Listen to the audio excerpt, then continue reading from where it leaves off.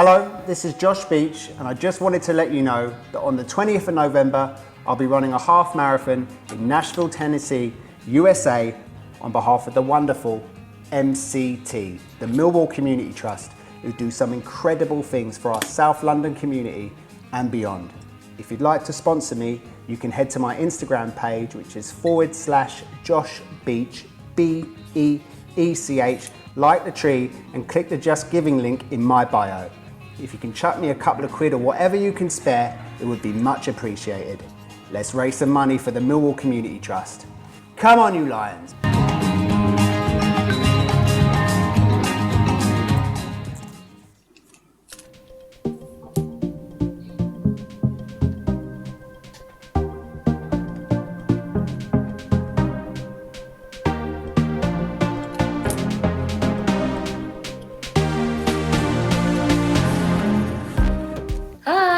Warren here, and you've joined us for the weekly Our Millwall Fan Show with the Millwall No One Likes Us Talking team, which is broadcast every Friday evening.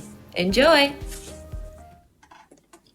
Welcome to the 21-22 series of the Millwall No One Likes Us Talking, our Millwall Fan Show, in the 15th show in our new freedom post-lockdown. I'm your host, Eamonn Barclay, and with me I have the No One Likes Us Talking team of Debbie Julians, Jeff Burnige and Ted Robinson.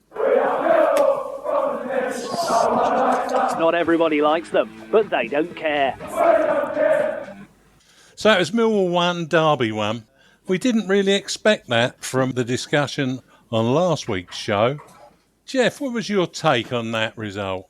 I don't think it was that surprising. The thing I always remember is that the Championship's an incredibly competitive and even league.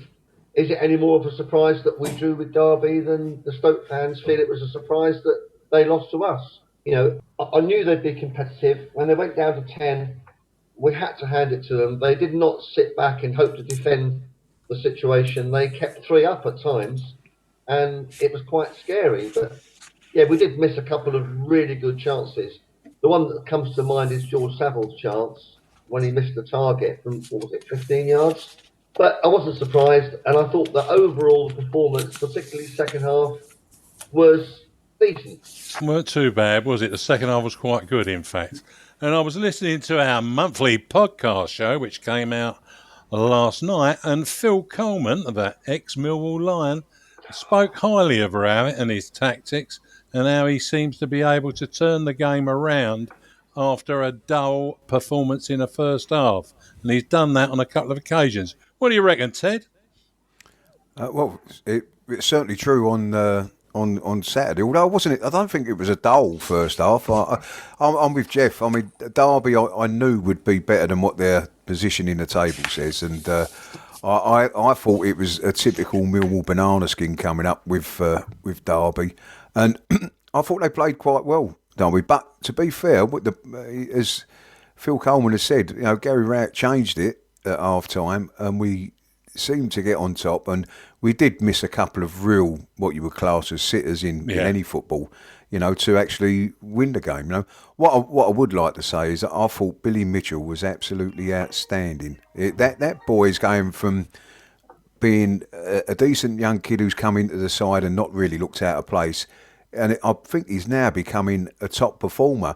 He wants the ball all the time, and I mean, bless him, I did feel sorry. The one time we wanted him to make a really good pass, he made a bad pass, and everybody sort of had a go at him because it was getting towards the end of the game. Yeah. But I thought he was brilliant. I really did. And, you know, look, as Jeff says, the Championship's so competitive, it doesn't matter who you're playing, you've got to earn that victory, you know, and you can't afford to miss the simple list of chances that, like we did, and expect to win games at in any level, really.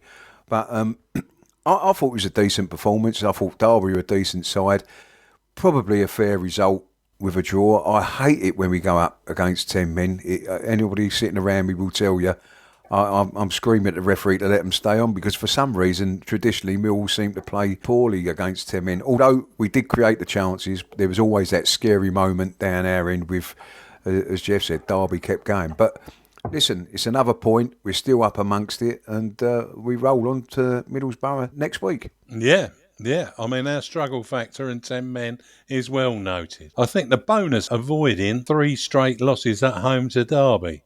Anyhow, Debbie, what did you think? Well, I wasn't actually there, but I've certainly read up on it and listened to everything. But it's quite odd that the Rams travelled down to the Den for a reunion with their former Derby player, which of course is Gary Rowett. And we have to remember, really, that Derby may be in the relegation zone with a transfer embargo, but they have had 12 points deducted because they went into liquidation. I can't even say the word, sorry. Move your lips. Come on. Liquidation, there you go, Deb. Thank you. And I have my water here. So in reality, we were playing a very strong, tactically astute team. Yeah. So you have to bear that in mind. Gary Rowett was actually singing the praises of your chap that you just mentioned, Billy Mitchell. And he said he had bravery all through the game, and his performance is always up and coming. Again, as you said, they were down to 10 men on their side, and we never, ever really go for it there. And they still withheld their attack rather than defending, and we just couldn't get past them. Yeah, the old jinx of 10 men was against us, but the bonus was that we didn't go down to 3 defeats on the trot at home to Derby. So No, quite. The frustrating thing, everyone, was that if we had one, we'd be in the top 6 now, wouldn't we? Yep, we can't have everything, can we, Jeff? That's one of the... Don't think we want to peak too early, Jeff. I think you're right. That's the thing. I think listen. I did say at the start of the season, it's been a funny season with people, not so happy with Gary Rowett and the way we played and whatever. But if you'd have said to me at the start of it that coming up towards Christmas we'd be there or thereabouts, I'd have been more than happy, because we seem to traditionally be better in the second half of the season, and as the last few couple of seasons gone by. So I'm hoping that will happen, that things will start to click that little bit better. The only problem is in this division, if you start to play better, it doesn't necessarily guarantee you're going to win. Because sometimes you play better but lose. But listen, I'll take where we are now without any shadow of a doubt. Yeah, and I think that's right. I was going to say, listening to Phil Coleman on the monthly podcast, I mean, I agreed with so much he said. It was really, really interesting. And one of the things is the crowd are so important. We need to get those numbers back in the stand. And as my dad used to say, that roar made him into a superhuman. And he could be exhausted, and it would drive him on. And some of our players do need that confidence. It's a tricky one, though, because a lot of fans these days want something to happen to spark them off, if you know what I mean. And I don't know where in life this negativity seems to have come from, in a sense that, we're not winning the game, so we should boo them off at half time. I mean, it's ridiculous. You've got another 45 minutes to put it all right. I have actually in my lifetime seen Millwall come back from a 3-0 half time deficit. Me too. It happens, Eamonn, it does. The word supporter means you support the team when they're playing badly, Absolutely. So Debbie's 100% right. We should give these boys the backing that they deserve, because when we do get behind, as many people will say, the Millwall supporters and the crowd at Millwall, once they get behind their team, they're like no other. We've been there, we've heard it, and it's just a little bit frustrating in my mind that sometimes it takes quite a while for that to happen, but if we could give that to them a bit more, like Debbie was saying there, get behind them, I've got no doubts in my mind that this team are good enough to be in the playoffs. Yeah. Saturday was also Millwall's Remembrance Day match. For me, it went well. But what did you think, Ted? Eamonn, I don't think there's any doubt of it in my mind that things like this Millwall do better than any other club in the country. Proud day to be a Millwall fan. It's a proud day for obvious reasons. The excellence in which we carry out the duties that should be carried out on a day are fantastic. It was brilliant to see the Army and Navy boys there, and I think we've all done them proud as they do us proud. Jeff? I agree with Ted. I thought it was another moving occasion. My dad, who served in the Second World War, lots of other Millwall fans' dad served as well. He'd be amazed, I think, that all these years after, we're still remembering it so clearly and paying tribute to those that fought in the Second World War, many of whom never came back. So, yeah, I think it was a great moving occasion. Debbie? Yes, I couldn't agree more. I did watch it. I wasn't there at the game, and I wish I was. But I actually had a tear in my eye and just felt very proud. And quite rightly, everyone should be remembered. And showing your respects in such a special way was very, very nice. And as Ted said, that's Millwall at its best. Yeah, I couldn't agree more. We're going to take a break there and listen to Bethany Warren talking about Sands United. We know that some men can struggle to talk about how they're feeling after the death of a baby. We hope that by building trust and a common bond, by playing together as a team, many more will be able to break their silence about baby loss and help others to do the same. Sands United FC has already saved the lives of men left feeling like they had no one to turn to in their grief. Are you a father who has lost a child? Talk to Sands United. They will help. Contact them on sufclondon@gmail.com. That's sufclondon@gmail.com. They will help. I'm Eamonn Barclay, and with me I have the No One Likes Us talking team of Debbie Julians, Jeff Burnige and Ted Robinson. Founder and patron of Sands United FC, Rob Allen, won a Pride of Britain 2021 Special Recognition Award last week. Our first guest hails from Rosewell, not far from a cave known as Wallace's Cave in Midlothian. That's in Scotland. He joined the Lions from Falkirk in the same year that John F. Kennedy was sworn in as the 35th President of the United States, succeeding Dwight D. Eisenhower, 1961. He made his only appearance as a sub in 1966-67. Now, that was the first year subs turned up, and I've got a feeling that Keith Peacock was the first sub ever used, but he played for some team down the road where they're referred to as haddocks or something like that. Yeah. Anyhow, over, I guess, 7 seasons with the Lions, he actually made 227 appearances and scored 16 goals. In November 1967, he moved on to Hull City, the Tigers, from the Lions to the Tigers. He ended his playing career at Goole Town in the Northern Premier League, where he went to help a friend who was a manager there. It was to be just for a few weeks to help younger players and the team to settle in. He enjoyed it so much, though, that it was years later before he actually parted. In the end, they were so keen on everything that he said, more so in what he'd done, they gave him a testimonial.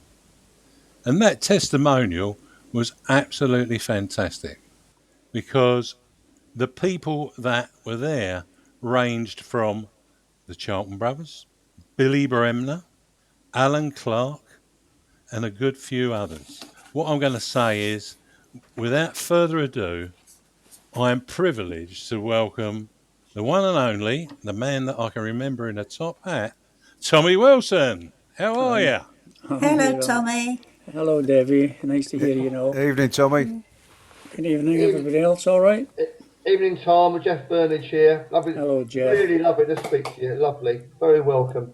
Lovely, thank you. Oh, Jeff, he's been talking about you all week, actually, Tommy. Oh, dear. Jeff, he's been inspired to... I hope he got some of the stories from his dad, because his dad was a well, lovely that man. could be the case. Or he might have been listening as a young man. You never know. Yeah, possibly. Brian King said he was a good listener. Anyway, before I let you off to the panel, Tom, according to a former teammate of yours, when Billy Neal and you were talking, nobody else was able to understand what you were saying. Well, was Barry Rowan just hard of hearing, or always trying to hear what was going on? And that was typical Barry, that was. He's off taking the mick out of everybody, he was, wasn't he? But he just didn't listen to anyone. He didn't listen to instructions from anyone in the park or anything. He just played his own game, Barry. And thankfully, it was a useful game, you know, a useful goal scorer, a good winger. But always wanted to take the mickey. I think he was even taking the mickey out the opposing left backs as well. He was just that type of guy. Lovely lad. Brilliant. Thanks, Tommy. Hello, Tommy. It's Debbie here. Hi, Debbie. Oh, it's so lovely to hear your voice. So anyway, I always have very fond memories of you, of course, and a good number of the players that played alongside my dad, Len Julians. But your route to the Den was different to my dad's. How did you come to join Millwall from Falkirk? And what were your first impressions when you arrived at the Den? Well, Dave, I'd been at Falkirk for 4 years since when I signed at 17, 16 and a half, 17. I joined them the year they won the Scottish Cup in Scotland. I was in the reserves quite a bit because I was only 16, 17 at the time. I did play, I don't even know how many games in the first team. I was lucky enough to play in the same team as John White, God rest him, Dougie Moran. And the three of us were all due a benefit on the year that I was put on the list. A benefit then was if you'd been with the club for 5 years, they were bound to pay £750 each. Oh. Well, Falkirk didn't have that money then, so they put myself, Dougie and John on the transfer list. It's easy to say that Dougie, who went to Ipswich under Alf Ramsey, and John went to Spurs under Bill Nicholson, that they got the best deal. But looking back the way, I think I didn't do so badly myself coming down to the Den. It was a bit of a surprise when I got there. It was kind of run down and needed a lick of paint and one thing and another. The pitch didn't look too bad because it was a closed season, but then I found out later on the pitch was not like that all the time. Come winter time, there was only a little bit of grass in the four corners. The rest of it was like a speedway track. But I enjoyed it, and I think I got the best of the deal looking back the way, because sadly John was killed playing golf in the golf course. Yeah. And Dougie, well, he's back home again. I talked to him from time to time, and I think he enjoyed Ipswich, I think, but I don't think he enjoyed as much as I enjoyed Millwall. No, and we were so pleased that you came to Millwall. So pleased. Tommy, as Debbie said, it's just brilliant to hear from you again. But yeah, you were put on the list because they couldn't afford to pay you £750. But how did you find out that it was Ron Gray that actually wanted to sign you? Did he tell you anything when you arrived? He didn't actually. He just said that he had people in Scotland that used to go to games, you know, and he used to cover the semi-professional games as well, I believe. Other than that, Ron didn't say an awful lot. I had my mum and dad and my brother. We all drove down from Edinburgh. It was a 17-hour car drive. It was then, because there was no motorways. It was just all through the barracks and through Stamford and places like that, Doncaster. And so it took us 17 hours to get down, and I didn't meet Ron until the following day. He's a lovely man, Ron. I'm sure you've all heard the stories about him. He's such a lovely person. You couldn't imagine him as a football manager. He was always cool, calm and collected, was Ron. A bit soft in his way, if I'm honest. But he was good. He more or less convinced me that it'd be a nice place to come, and he wasn't wrong. Well, then he was replaced by another Mr. Gray, the legendary Billy Gray, and then after that by Benny Fenton. What were your impressions about those two, as managers and as people?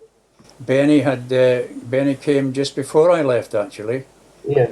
I played under Ron for a while, and then I played under Billy. And Billy walked out for reasons that you no doubt are aware of by now. And then Benny Fenton came in.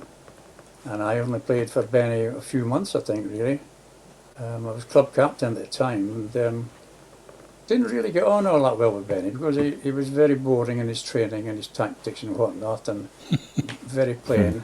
I won't say any more than that, because the lads that followed, they were quite pleased with Benny as a manager. So it's all to their own, isn't it, really? But Billy Gray, everyone speaks very highly of him, Tom. What would you say about him, and what were his strengths? Billy was the best, I think. He's the best manager I played under, really. I only played under about 5 or 6 managers, but Billy was he was spot on. Billy was he was a bit like Ron. He was a lovely character. There was never a foul word came out of his mouth. He rarely lost the head. And if he lost the head, it was for something that was fairly simple, but then he regained his composure after that. But Billy was... the sad thing about that then, when Billy came to us, he was still sort of he was still fit enough to play, and he played in a few games. And the odd thing about that, he was always a star man. Whatever Billy did, he was always right. Even in training, Billy would sort of demonstrate an exercise, and he would do it and it'd come off perfectly. Then he'd tell us to do it, and of course we were nowhere near perfection. So he was always that bit better than us. He was a boxer, apparently. He did a bit of boxing. He played at Wimbledon when he was at Chelsea. He played in the early rounds at Wimbledon. And he was a scratch golfer. So an all-round sportsman was Billy, and I think he expected us all to be the same as him. Hello, Tommy. It's Ted here. No. Tommy, promotion, then relegation, as Barry Round said last week, blamed it upon his arrival. Then successive promotions from the 4th to the 2nd tier. Did you see that coming with that team?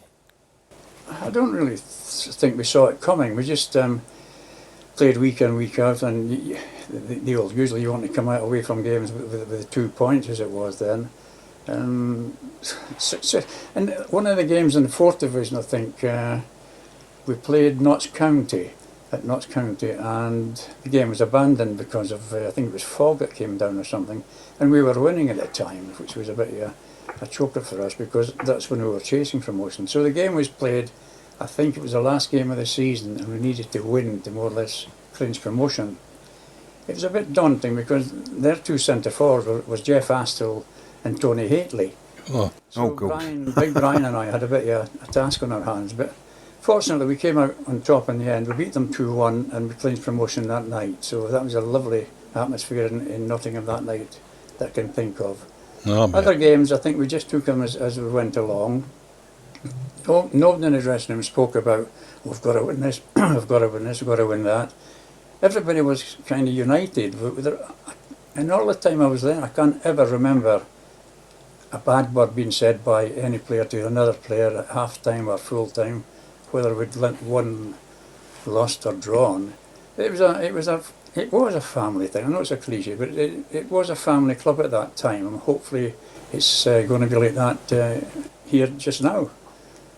So true, Tommy. I mean, I was only little, but all I can remember that it was just all the players were just family. It was amazing, lovely times. Yeah. You did, when we spoke a little while ago, you mentioned something that I didn't know. About my dad and him giving you homework. So he wasn't just giving me homework, he was giving you homework too.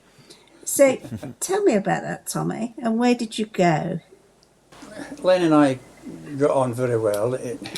He was a bit older than me, Debbie. You maybe don't believe that, but he was. And he treated me like a son in a way, because I don't know if it was I was from Scotland, I maybe don't understand what the instructions were, but Lenny was always there. He was always guiding me. He was always suggesting things in my play that maybe I should do this instead of doing that. And occasionally he'd pop in, "Where are you going tonight, Tom?" I said, "I'm not really going anywhere, Len." "Right, we're going to night school. We're going to see Arsenal. We're going to see Arsenal, see them play." And we'd sit in the stand, and he'd break the game down into simplicity for me. He says, "In that situation there, you would have done this. You'd have played a long cross-field ball to Barry Rowan, and this." He says, "and sometimes didn't get there. It looked great when it did, but at times it didn't." He says, "They don't do that." He says, "They give it to one man, pass it on to that man, and the ball eventually gets to the man it's meant for." Well, that was Lenny. He used to break the game down so easily. He used to make it sound so easy. And not only that, we used to go to West Ham as well, where Ron Greenwood was manager at the time. Yes. And Ron, of course, was one of the top coaches in the UK at that time. Yes. And of course we were watching the players at West Ham again, and Len used to go through them one by one from the goalkeeper. See what the goalkeeper, they throw the ball out short. Well, I like to play that way as well. I like to play, as you say, the modern game is nowadays, to play this ball. But we didn't play a boring game from centre half to left back, back to centre half, back to the goalie, back to the right. But there was none of that. But I like to play, if I got it, I like my first ball to be a forward ball. And Lenny used to always point out, she says, if you can, your first ball must be your front man. She says, then he lays it off and we build up a pattern from there. And it just taught me so much just by watching. If I'd read it in books, I wouldn't have taken it in as easily as Lenny explained it. He just broke it down so easily. And I'm sure, I'm positive, it made me a better player for listening to him. God bless him. Tom, the thing that I remember so well from your time is the legendary 59 game home undefeated run in the league, which you were a big part of. I think you were near enough ever present on that run, I think. Yeah, that's right. What was it, 69 game? Was it 69, 59? I can't remember. 59. But it culminated while we were on the end of two successive promotions, didn't it? We went from the fourth to the third, and then from the third to the second. And then we had the games with Tottenham. Yeah. Well, what are your recollection of those two games, particularly the home game? The noise was unbelievable. And jumping forward, the noise was unbelievable at White Hart Lane as well, because I think there was more Millwall supporters inside and outside the ground than Tottenham supporters. But the first game, it was quite heavy conditions, as I recall. The pitch, as I just mentioned earlier, grass in the four corners, and the rest of it was just a mud bath. But I thought we played quite well, really, and Lenny might have scored late on. He was very unlucky. And we felt that we might have gone through on that occasion, but sadly it ended up 0-0, and even that's with Jimmy Greaves and Galen Gilsey and Dave Mackay, all the top stars of different countries. And we felt a wee bit aggrieved that we hadn't won that, even if it had just been a 1-0. I can't remember them having many chances in that game. I can't remember, maybe you lads recall a lot better than me. But no, we felt a wee bit let down by ourselves. We let the supporters down a little bit. But then, fortunately, the games then, you played the replay on the following Tuesday or Wednesday. Excuse me. There was no sort of week or 10 days in between the games. So we went to Tottenham on the Wednesday night, full of confidence, really full of confidence. And again, we gave a good display, a very good display. When I hold my hand up there, I gave the ball away in the centre circle where Jimmy Greaves called to me. I thought it was one of my own players, and Jimmy called. I passed it without looking, my fault, and Jimmy went on a run.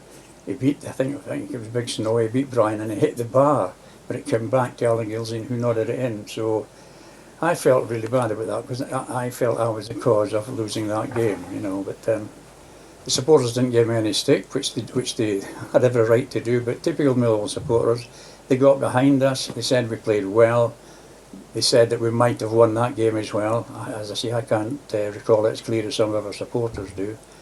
But it was two fantastic games that we played, you know. Tommy, how do you remember, I mean, we always think about the crowd at the Old Den, and try and describe that to us as a player, how it felt to be out on the pitch, because I know we can be a demanding crowd at times, but it must be an inspirational crowd as well at times, playing at the Old Den.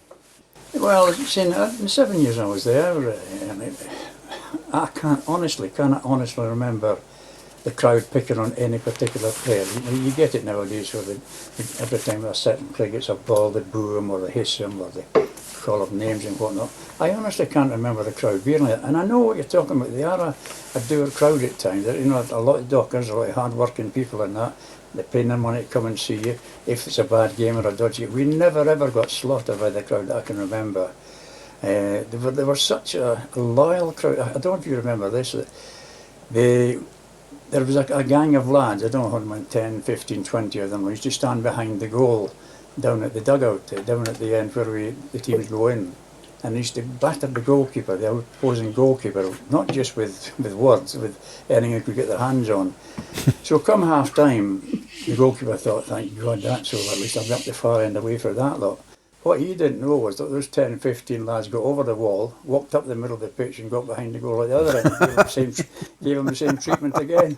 So the crowd were good for us, they really were. They won a lot of the games that we, in that 59 game run, they won for us, not just by their noise, but just the whole support and the feeling behind them. A lot of games that we were struggling, maybe 5-10 minutes from the end, they got the equaliser for us. And I'm not just saying that, I'm saying that honestly, that they did get behind us and, well, they did as much for us off the park as we were doing on the park. Well, Tommy, you spoke a little bit earlier about like the sort of the team that you was part of, and there seemed to be a loyalty within that team, you know, a trust amongst fans. Do you think that's the main thing that a football team needs to be a good team, if you know what I mean? You've all got to be friendly with one another, on and off the pitch, really. Like I said earlier, I can't remember anything on the pitch or off the pitch that affected any of the lads on the pitch.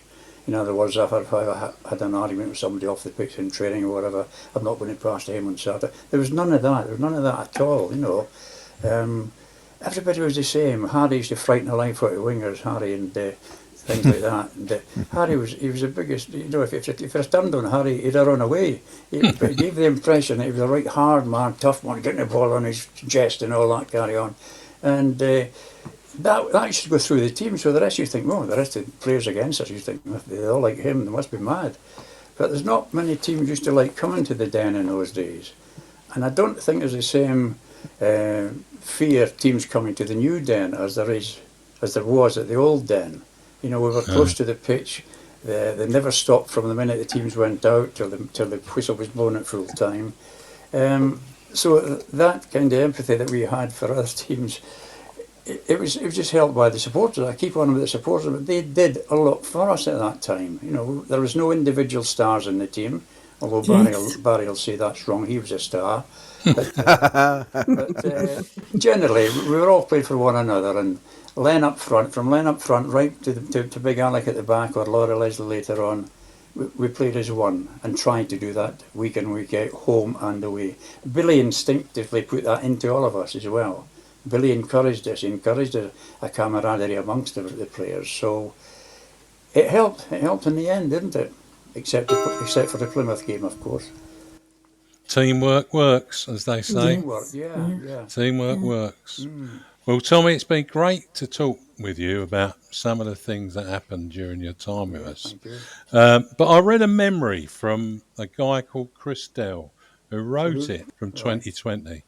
And he said, I went to Forest Hill Comprehensive in South East London. I left in June 1966.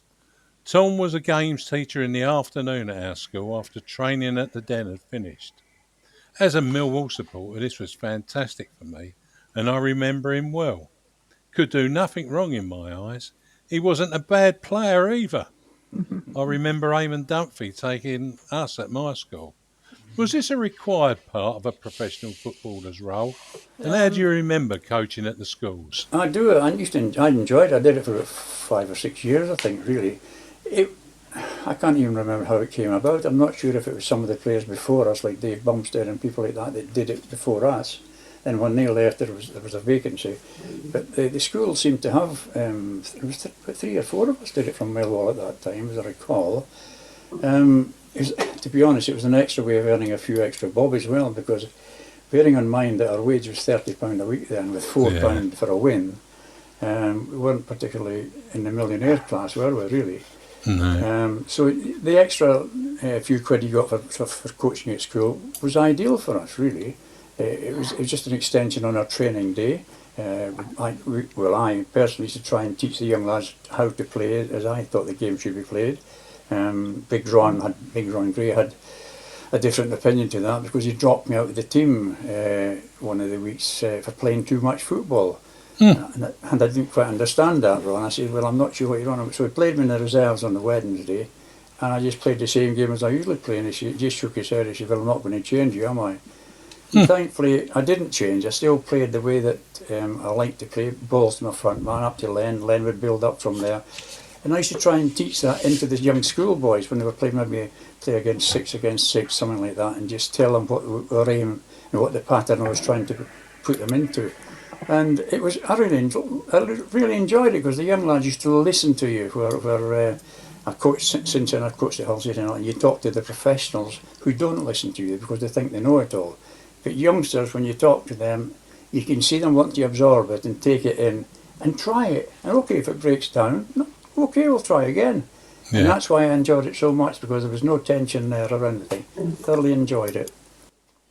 Well, you don't see them these days at all out in the schools, that's for sure. Oh, is that right? Well, that's a shame. It's money to go around spending money, I suppose, really. Yeah. Well, and I suppose the managers want to protect their squad. In fact, we have more luck with the Lionesses coming out and doing that. Oh, right. Yes, So, yeah, it's amazing, but it's true. They turn their hand to everything. Oh, good. Yeah. That's great. Tommy, thanks for joining us this evening. There's just one little query, Mark.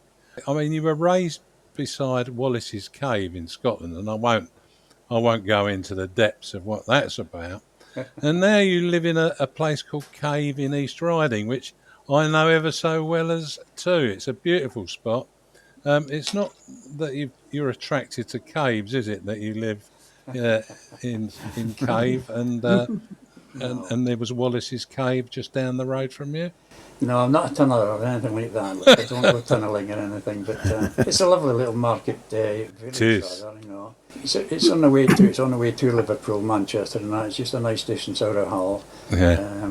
I still do the hosting there. I've been doing that there for the last 17, 18 years. Wow. I was just made a member of the Hall of Fame about 4 or 5 months ago, I think it was. Wonderful. So, to be honest, I've got to be honest, and I can be honest on a Millwall show, because nobody will hear me up here, hopefully. But I just did not want to leave Millwall, and when I came, it was a silly move. And I said that to my wife on the train back after the first game. I said, I've made a mistake coming here. I'm one of these stupid idiots that can never say no to anybody. Because if I had said no, I had a meeting with Jimmy Hill arranged for the coming Monday after that Saturday, and then I had a meeting with Malcolm Allison and Joe Mercer on the Wednesday. So if I hadn't said yes to Hull City, what would have happened? It might have been a stay in Millwall, which would have pleased me, as I say, because I never had, in my opinion, I never had a bad day there. I enjoyed every day of training and playing and everything. So fantastic. I'll leave it on that note, really. That's wonderful, Tommy. We've been delighted to listen to you. Now, we'll have to get you back somewhere along the line. I was thinking about we might get a few of your old teammates together and we'll have a combo. Oh, that'd be lovely. Yeah. Lovely. And that'd be a nice touch, I think. Yeah. Can I just say something? What again? Yes, again. Oh, right, okay. Tommy, just to let you know, and I'm sure you know this already, my dad thought the world of you. The players did, and so did the supporters. Yeah. Bless you, Debbie. Yeah. That's a nice touch. Thank you, Dave. And I did as well, Tom. I Did thought you were just. You don't often say that, Jeff, about people. He was. Sorry, he I was missed you out. Fantastic player. Love to get down and see some of you at one of these games, maybe one of the next Dockers Day or something like that. Get you down. You come and stay with me, Tommy. Then you go and watch Brighton. And don't worry, Tommy, when they get the combo together, we'll leave Barry Rowan out. There you go. You want to be on his own again, you know what? No, I love Barry, to be honest. I love his wife Tina as well. His wife Tina's a lovely girl as well, so we're very close. He's a good man. Good man. They're all good fun. All good fun. That crowd, all of those that I know of them are all good fun. They really are. Anyhow, the best to you and yours, and we'll have you back again sometime. Lovely. Thanks, Tommy Wilson. Nice talking to you all. Tommy. Cheers, Tommy. Bye-bye. Cheers. Bye, Tommy. Bye, Tommy. Bye, mate. Thank you for everything. Well, that was lovely. Speaking to Tommy Wilson, a man from our past, and a past that was glittered with a 59 unrepeated games without defeat. We're going to take a break there and listen to Debbie Julians again. But anyhow, let's see what she's got to say this time. First of all, let's hear from Harvey Brown. Have you heard of the Lions Food Hub? It is now located in the Millwall Community Trust car park. That's beside Millwall's Den in Ballina Road. That Millwall Lioness, Kelly Webster, is involved. Don't forget to help the Lions Food Hub if you can. Thank you. As Harvey said, they need support, and you can help if you can by making a one-off or a regular monetary donation online at Banquet, that is BANKUET.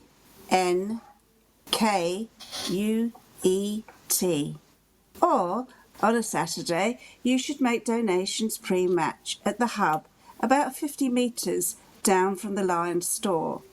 Alternatively, you can also contact the team via their Twitter and Facebook sites. Well, I'm Eamonn Barclay, and with me I have the No One Likes Us talking team of Debbie Julians, Jeff Burnige and Ted Robinson. Prices are rapidly rising, energy and food poverty is increasing, but your kindness will be much appreciated and lessen the burden on those families at risk. Next up, we hear from Ellis Barr. It was great to see her at the Den and that she met her great buddy, Jed Wallace. Ellis here. Thank you for watching my videos. Now to hear what the Millwall Lionesses and Romans have been up to, and to hear who is next up for Gary Rowett and the Lions. Come on, Millwall! Well, we're going to leave that, Gary Rowett and the Lions, because we're on the international break, Ellis. We'll talk about that next week. Paul Loading said the Romans of Pride have a break this week in sympathy with the international break. I said, Paul, but you haven't got any internationals. And he said, not yet. So I don't know what's going on there, but that'll be interesting anyway. But the delight is, he said, why not have Dan Jenkins on the show tonight? Dan Jenkins is a Millwall fan who has joined Millwall Pride. And tonight, I'd like to welcome Dan Jenkins to the show. Hello, Dan. Hi, Eamonn. Thanks for having me on. Yeah. Hi, Dan. Hi, Dan. Hi, Dan. Hello, That's everyone. Debbie, Jeff and Ted, if you didn't know them already. But anyway, they're there. And it's great to have you on. Before I let you off to the panel, tell me, how long have you followed the Lions and how did that come about? Been supporting them since I was a kid. I think I went to my first game in 2002, something like that. And it sort of came about. It's a family thing. My dad's a fan because his dad took him. And I think the story is that my granddad first went to a match because he used to work in New Cross. Yeah. And someone said to him, "Oh, do you fancy coming down to a game on Saturday?" And so that's how it started. And then my granddad took his kids, and then obviously my dad took me and my brothers. Yeah. Wonderful. It's a very similar trait, most of us, except for Debbie, but that's a different story. You'll hear that when you hear the show. But anyhow, there you go. Thanks for that. I did go from the age of 4. Oh, that's very good, yeah. We'll leave So, it Dan, it's Jeff Burnige here. Nice to speak to you. So, you now play for Millwall Pride, which is the newly formed team to go alongside the Romans, isn't it? Tell the listeners what it's like playing under the Millwall umbrella at St Paul's Sports Ground in Rotherhithe. Well, it's fantastic, to be honest. It's I've sort of first saw about the team with Romans when they first got the affiliation with Millwall. Sort of start the summer last year. So I sort of first started going to training with them sort of around about that time, and then obviously it's grown now to having a second team, which is great. It's given a lot more of us a chance to play more regular football, which is great. And yeah, I mean, it does, to be honest, make you feel a bit like a kid again. Sort of the idea of playing at the under the banner of the trust, and I know it's not quite the same, but sort of putting on the kit and being affiliated with the club is great. And it's that little bit he gives that little bit more, I think, to Sunday League football than you maybe get from normal clubs. Yeah, it must be fantastic. Hello, Dan. It's Ted here. All right, mate. Hi Ted.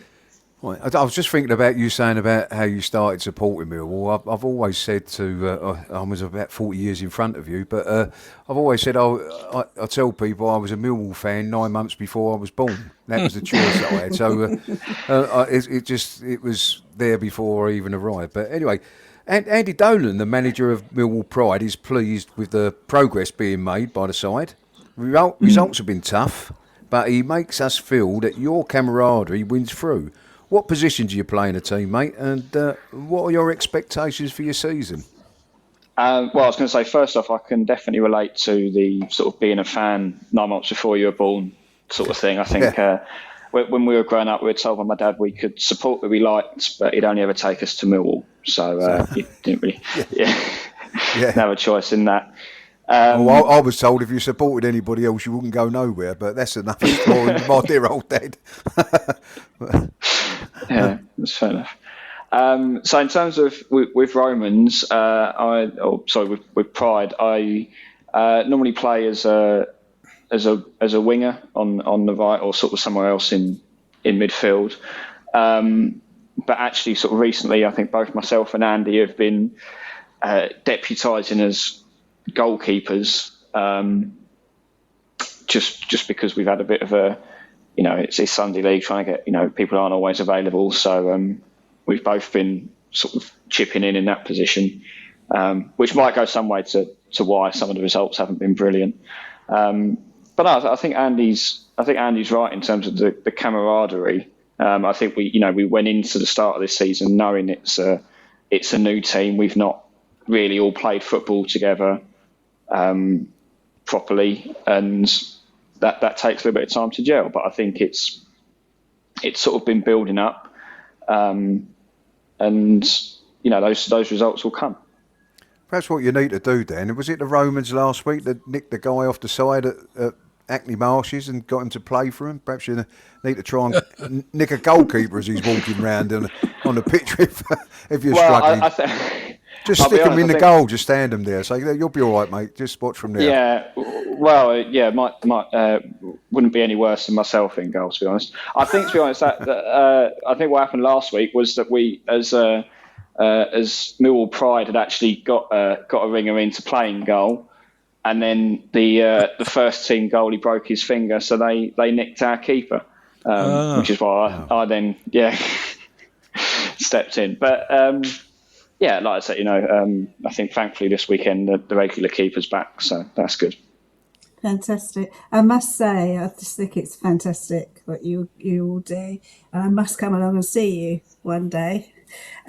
Lastly, how would you sum up Millwall's season so far under Gary Rowett? Well, from my point of view, I think it's been quite a positive season so far. I mean, I think especially the start of the season was a little bit. It's been a bit frustrating with there's sort of quite a lot of draws in there, but I think they've as a team they've started turning some of them into wins. Also, unfortunately, I think the Derby game was another one of those ones that's probably should have definitely should have won, but only got a draw out of it. But no, I think generally for Millwall, I've seen you can see the progression there under Gary Rowett, and I'm quite pleased with sort of how it's going. I mean, it's a very tough league. We all know that, and it sort of shows you just sort of if you get that sort of consistency going, anyone can beat anyone in this league, and as long as you're keeping yourself in and about the playoffs, which they are, I think there's always going to be opportunities to sort of sneak in there towards the end of the season, or hopefully try and get in there sooner and stay there. Yeah. Thank you, Dan. It's been a pleasure to speak to you this evening. Thanks for coming on. It's great to hear about a Millwall fan who started off with Millwall Romans and now he's playing with Millwall Pride, and we look forward to seeing you down at St Paul's Sports Ground. All the best with the progression with the Pride side this season. Take care, my friend. Yeah, thanks a lot. Thanks for having me on. Good Cheers, luck, Dan. Good Cheers, luck. Dan. Thank you. Bye. All right, bye. Dan Jenkins. Well, there we go. The Lionesses made it to 7th heaven with their 7th win in 7. In the absence of Jeff Burnige, who is our reporter extraordinaire for the Lionesses, as he was on a mission, I went to Salter Road instead to watch the match between the Lionesses and the much-fancied Dartford FC women. Well, it was a cold afternoon at St Paul's Sports Ground, Salter Road in Rotherhithe. A couple of people asked me, is this where I can see Millwall Lionesses play Dartford? And I said, what are you doing here then?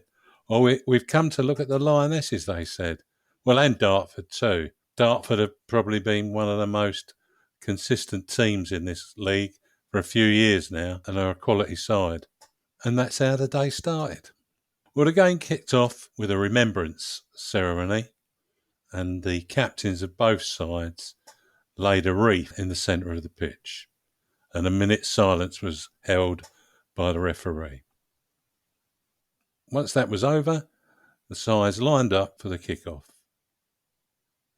It wasn't long before Dartford showed that their aim was to get balls into the Millwall half as quick as they could and as far down the pitch as they could manage. They adopted this type of play throughout, but sadly come unstuck when Amy Nash scored direct from the corner. An incredible curved ball that beat their keeper and found itself in the back of the net. On 28, Chloe Burr managed to bring a ball around and over their keeper and make it 2-0. And it looked like the Lionesses were cruising, even though Dartford had caused a lot of problems in the Lionesses' defence. But a good back four and a very capable goalkeeper kept them at bay. So at half-time, it was Millwall Lionesses 2, Dartford 0. No sooner had the second half begun, Dartford had got one back, and it seemed to give them momentum to push and push and push the Lionesses as far back as they could. But they remained strong throughout, and actually could have had a couple of goals on the break. And eventually they did, and that was in the 81st minute when Molly Hawkins broke through as the ball came out of defence, and Molly got between two defenders and got in front of them, but struck the goalkeeper with her shot. She went to the right of the keeper as the ball went to the right as well. And from a narrow angle, she'd push the ball back into the net to make it 3-1. And it was all pretty academic from there on in. Dartford continued to try to get something back, but actually the Lionesses looked more the likely ones to get another one. And after 90 minutes, and the Lionesses were in 7th heaven. So, there we go. Consistent form from the Lionesses. And will it continue this week, Jeff? Well, as we're going to talk to Jack later, he may have something to say about it, but we are playing AFC Wimbledon. They are in the National League. Everyone knows we're on a run of 7 consecutive wins, but unbelievably, so are AFC Wimbledon, and theirs is at a higher level. So let's make no bones about it, we're the underdogs on the day, but we've shown our resilience against Dartford and previously against Worthing, and I've got a sneaking feeling that we might put on a good performance on Sunday.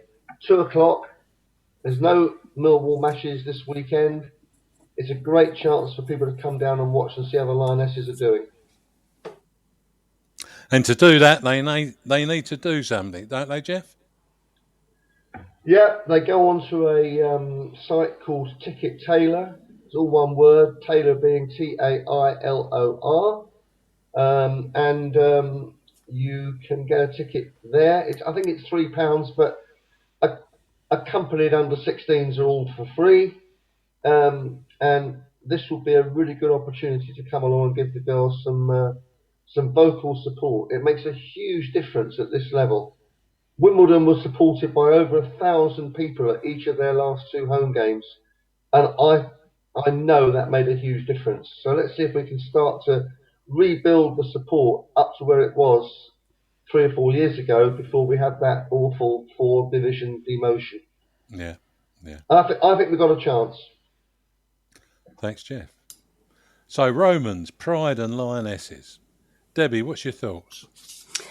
Well, the Lionesses, when I've seen them, Saltine and Worthing, I mean, I was so entertained, and I just couldn't believe the tenacity. They just every opportunity they drove themselves forward, and I mean, at one stage at the Worthing game, there was a long shot taken, and it was by Chloe, wasn't it, Jeff?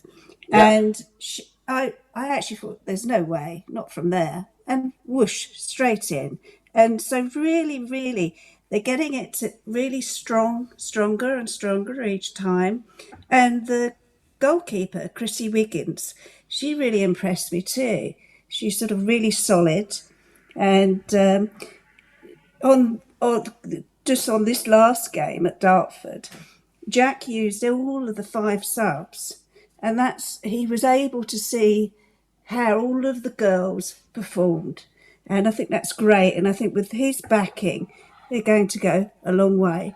My prediction, I think they'll come through on Sunday. Excuse me, my voice was going. And I think we'll win 2-1. Oh, Ted? Well, I mean, they've been nothing short of a revelation, the Lionesses, in the last few weeks, in my eyes. We remember saying at the start of the season they lost the first 3 games. They're a young side. They've got time to build together, and you know, there was always, we knew there was a bit of talent there, and Jack seems to have come in and give them a bit of confidence, basically. And any side that goes on any sort of distance of wins like that, 7 on a spin, they must be a decent side. They must be a confident side.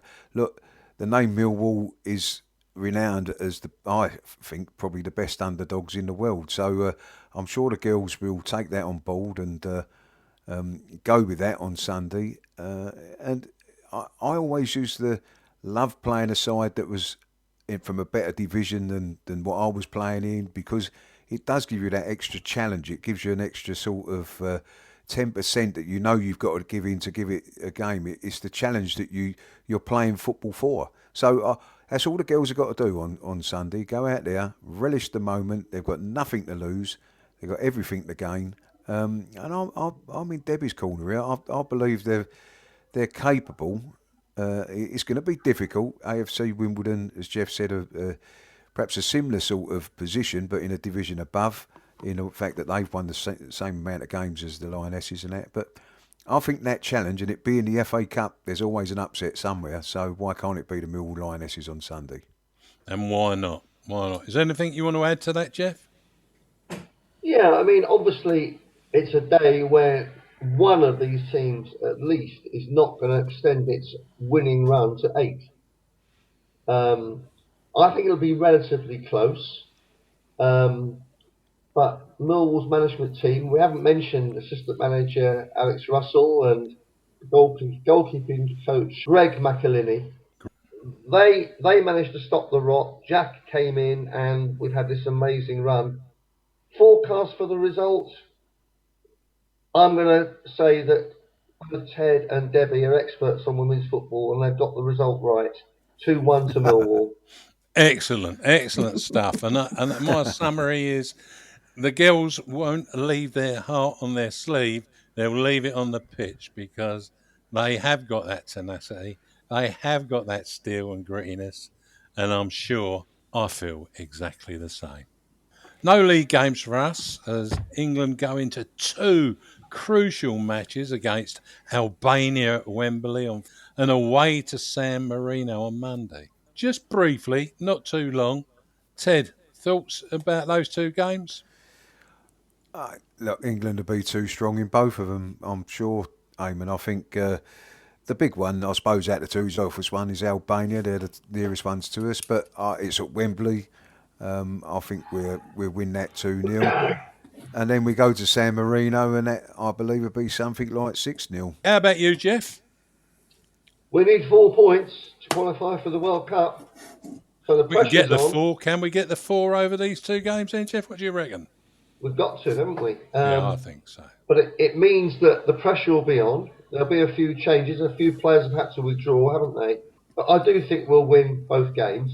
So we'll see. But I'm forecasting 2-0 for Albania and a little bit more than 2-0 for San Marino away. Debbie, you're well addressed in England men's international football. What are your thoughts?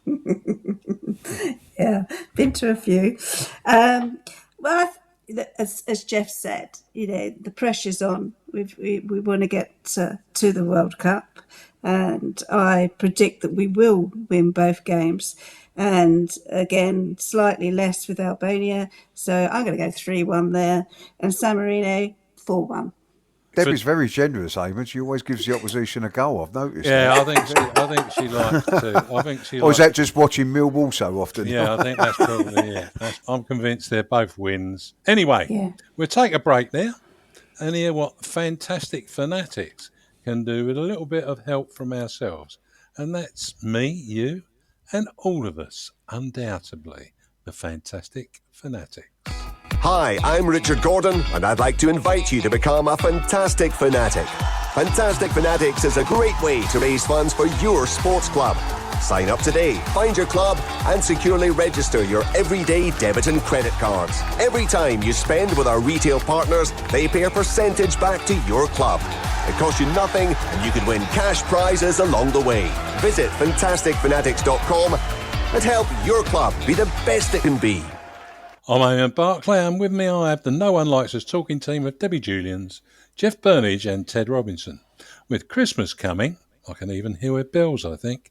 Why not spend through the Fantastic Fanatics site and give a Yuletide bonus to the Millwall Community Trust, which will help them do the things like this.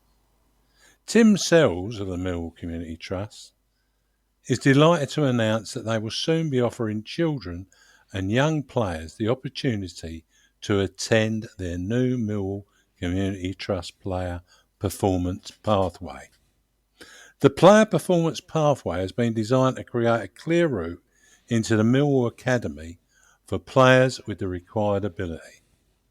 The new pathway will also create a performance squad to represent Millwall Community Trust in the Junior Premier League for the 2022-23 showcase games over the course of the season. That'll be one to watch for. They aim to hold trials soon, so if you're interested, please email Tim for a form and he will send a link back to you. Once completed, he will then contact you about the up-and-coming trials. That link will have a form for you to complete. So once you return that, he will contact you about the up-and-coming trials. And it's going to be ongoing trials all over the years. This is something that's really going to be big for the Trust and Millwall. This is a fantastic opportunity for players who want to take their game to the next level. So email Tim on tsells, and I'll spell that for you. That's TSELLS at millcommunity, or one word, .org.uk. That's tsells, TSELLS at millcommunity, or one word, .org.uk. Well worth looking at and having a go. Our next guest tonight is another Millwall fan. In talking about him, Millwall Community Trust CEO and Lionesses chairman, Sean Daly, express his delight, I put the teeth back in, at bringing someone in with such calibre and previous success to manage the Lionesses. Without much further ado, let's welcome Jack Wheeler. Evening. Thank you for having me. Hi, Jack. Evening, Jack. Hi, Jack. Hi, Jack. That was good. They all spoke to you, so that's a bonus to start with. Before I let you off to the team, I watched the Lionesses on Sunday. They put in a very passionate and gritty performance against a team who, for the neutral, were more fancy to win. In fact, 2 people told me that as I was walking into the ground. In interviewing you afterwards, you expressed a view about the potential in the Lionesses side. Can you expand upon that for the listeners, Jack? Yeah, so with our squad, our kind of average age is really young, and they've been obviously since I've been in, probably since 5 weeks ago is how long I've been in. Their attitudes has been spot on, and they've always had a great willingness to learn and progress. So obviously we're hoping that we can get this bunch of players and make the progress that we have done over the last 5 weeks. And obviously if we can continue to do that throughout the season, I'm hoping that we can have a successful season. The potential with them is kind of the big changes that we've been making since coming in is just kind of having a bit more of a professional setup and kind of helping improve the mindset and the environment that the players play in. And they've kind of fully got on board with it, and as you can tell from the results, it's been a very positive start. Yeah. Yeah. Hi, Jack. It's Debbie here. 7 wins out of 7 games. That's just fantastic. I watched them at Worthing, and they were really got under the skins opposition. Jeff and I really witnessed that. What about you, Jack? You have arrived at the club that you supported as a man and a boy. You have some great pedigree in women's game, but what excites you most about taking on the manager's role for the Lionesses?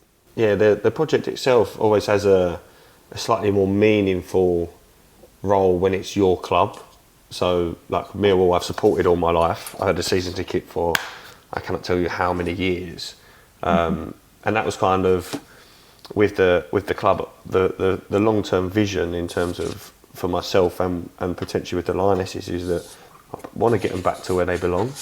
I genuinely feel that they need to be in the top 2, top 3 divisions, and they need to be within that. All you've got to do is look at the history of the Lionesses and how far it goes back in terms of and what they've achieved over the years with all great previous managers and good players that have come through the ranks. Yeah. So for myself, it's like the potential of it and the excitement of it being my own club. I'm sitting there going from my aspect of it. I'm just trying to push the club forwards and trying to take it to the next level in terms of how it operates and the kind of calibre of players, as well as how we do things on a training ground, really.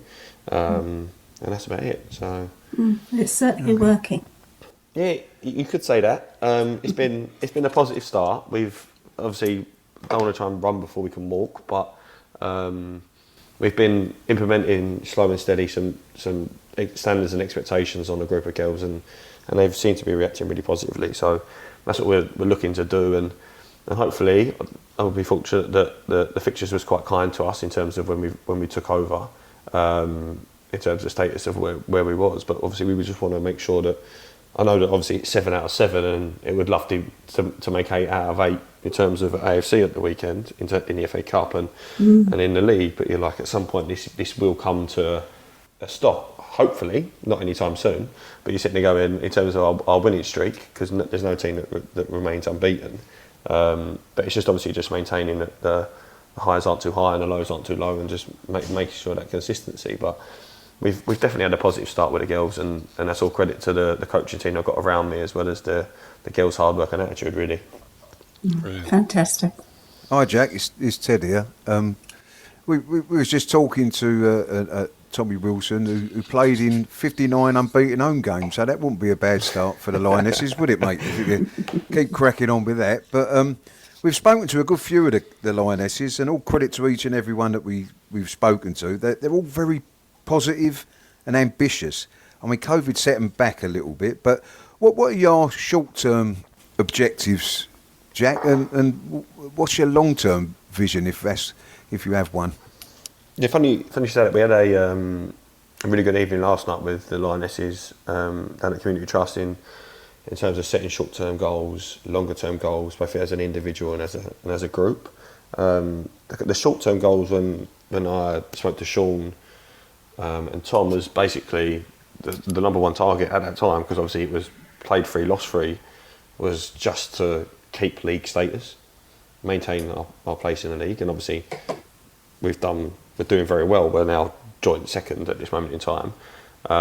So a little re-evaluation across the staff, you're sitting there going, it's just, for us and for me, it's just trying to keep the ball rolling and the momentum going and positivity that we've got going in the short term, and hopefully keep picking up points along the way.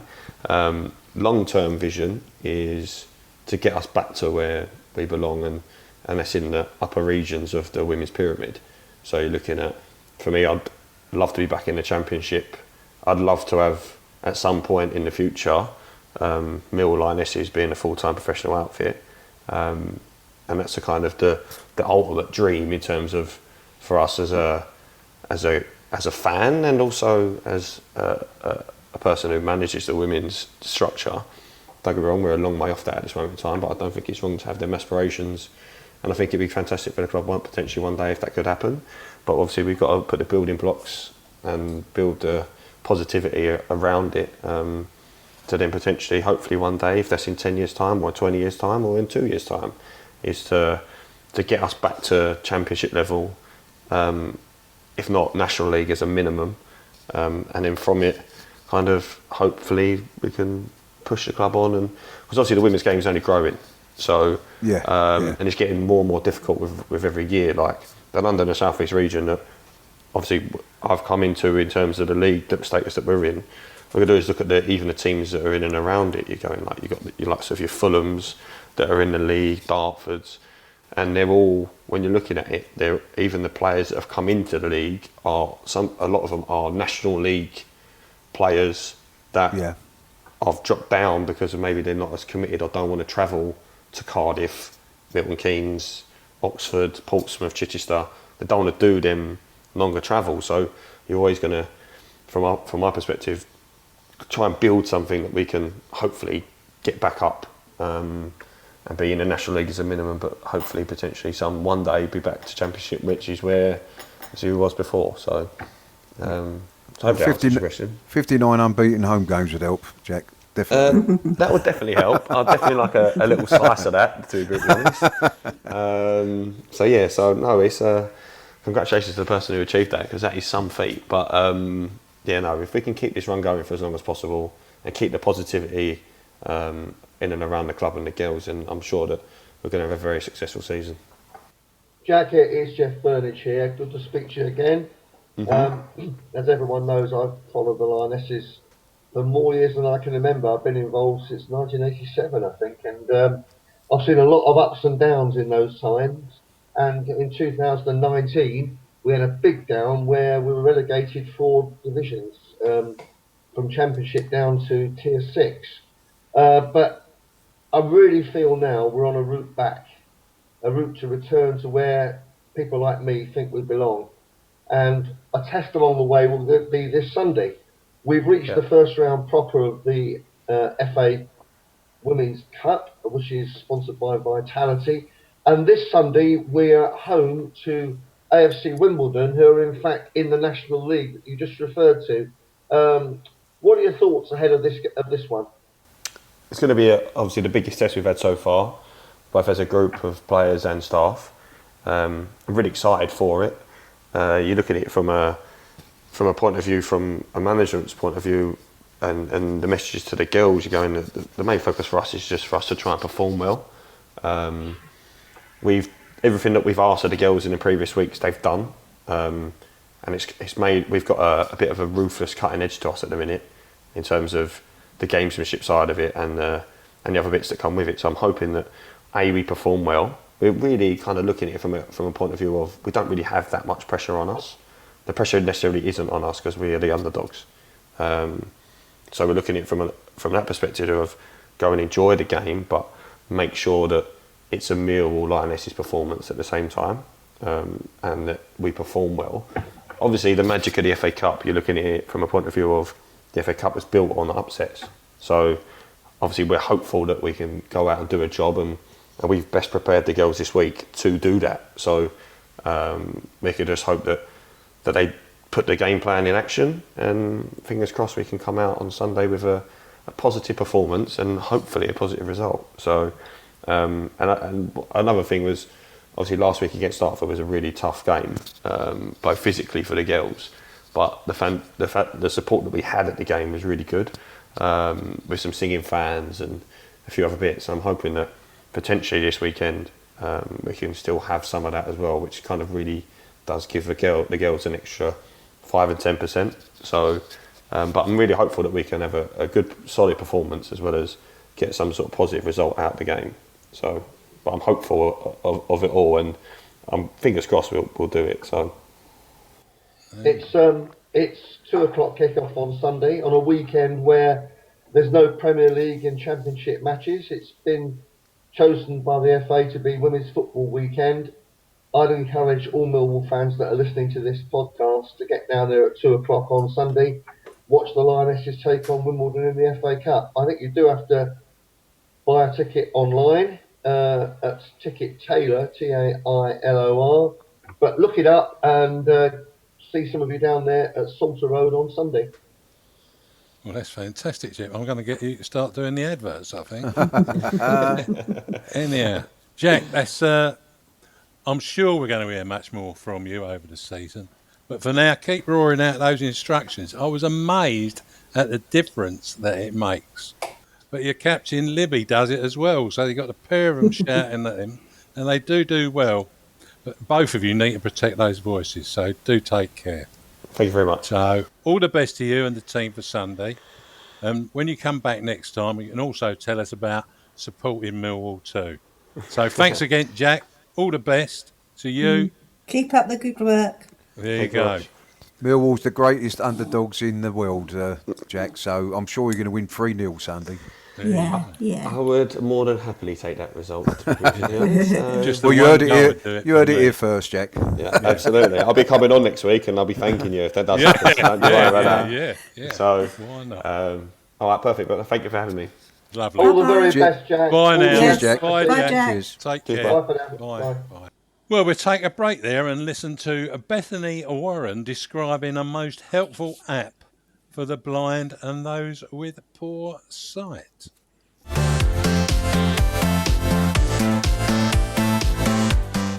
Hi, Bethany Warren here. Millwall Lionesses have partnered with international smartphone application Be My Eyes. Be My Eyes is an application that truly benefits the poor of sight and the blind, but is supported by those of us that can see. You might wonder how blind people deal with everyday challenges. Well, normally the answer is simple. We're not that different from you. We play music. We go to school. We go to work. You get the picture. But sometimes the simplest things can be difficult, and we need a pair of eyes. Connect to first available number. That's where you come in. Establishing video connection. Through your smartphone, Be My Eyes connects the blind with sighted people through a live video connection. Simply choose if you need help or want to help by the click of a button. That's a nice picture of you and your family, Caroline. Is it for a present? Yes, it's a photo from my parents. You can help just by installing the Be My Eyes app. Correct image. And we'll notify you when someone needs your help. And if you're in the middle of something, don't worry. Someone else will step in. So, would you care to be my eyes? Download the app onto your smartphone now and help those that need your eyes straight away.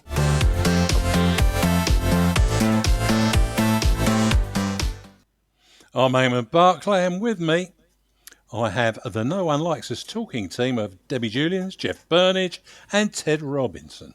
Can you imagine if you were blind or poor-sighted, the difficulty involved in buying and matching clothing to wear? Well, why not get the app and help the blind and poor-sighted to make decisions? People continue to lose their lives to this dreadful virus or as a consequence of suffering with it. As deaths increase and infections continue, high numbers are being hospitalised too. Our thoughts go out to their families, friends and those that take care of them. Additionally, please respect the requirements of transport and other locations in reducing risk of infection to minimise the possibility of further lockdowns, and that was only mentioned again today. Also, be accepting of the preference of individuals in how they protect themselves. First off, what about sponsoring a player, enjoying a great executive lounge VIP package with family and just friends, or just getting behind the club in a number of different ways? And that includes business propositions from advertising to sponsorship. Just contact the lovely Andrew Stead or Marcia Wood in the commercial department to find out more. The Lions Roar magazine has not hit the streets yet. Editor-in-Chief Aisha Smith is back, and we will let you know when the magazine will appear. It's a good night from me. Next week, Gary is back for the show on Friday at 8 p.m. to host another Rose Between Two Creeping Ivies show with a panel of surprises. From Ivy to Game Changers, the Proper Blokes Club continues to amass an incredible following, and their walks take on some fantastic strolls. Come along and, as you may have heard previously, join Scott Johnson, their leader, in breaking the stigma of men's mental health on any of the walk and talk groups, and there are a good few from familiar locations. Just check out the Proper Blokes Club on Twitter and Facebook for arrangements. And it's good night from me. And don't forget, player sponsorship for the Lionesses is still available this season. Not all of the players are sponsored yet. There are some that are still looking. Why not share the burden between a few of you, or even a couple of companies? If you can give them some added support, you can find details on the Lionesses website. Just put Millwall Lionesses into your browser and you should find them easily enough. Lastly, the Lionesses are still recruiting at the moment, particularly at under 18 level. If anyone is interested in coming down to St Paul, Salter Road, Rotherhithe on a Monday or a Wednesday evening, please email recruitment@millwall-lionesses.com. I'll repeat that, recruitment@millwall-lionesses.com, or direct message either their Twitter account or Instagram account at Millwall_LFC. And don't forget, the Romans and Pride need your help too. So go along on Wednesday nights around 7:30 to St Paul Sports Ground and introduce yourself to player manager Paul Loading to find out about joining them. With that, it's good night from me. Don't forget, you'll be able to listen to the No One Likes Us talking team bring reports from our games both home and away, and updates on Millwall community matters too, including the Lions, S's and the Romans and Pride. On Maritime Radio, broadcasting on 96.5 FM. Also, why not listen to the third of the new Millwall No One Likes Us Talking monthly podcast featuring former player Phil Coleman. Links are on our Facebook and Twitter social media sites and all popular podcast sites. Well, that's it from me. Thanks, Debbie, Jeff and Ted. Finally, let's not forget to keep it safe on the streets out there. And tonight, we will play out with the words from the poem The Fallen by Robert Binion, and the last post in memory of those who made the ultimate sacrifice. Good night. They shall not grow old, as we that are left grow old. Age shall not weary them, nor the years condemn. At the going down of the sun, and in the morning, we will remember them.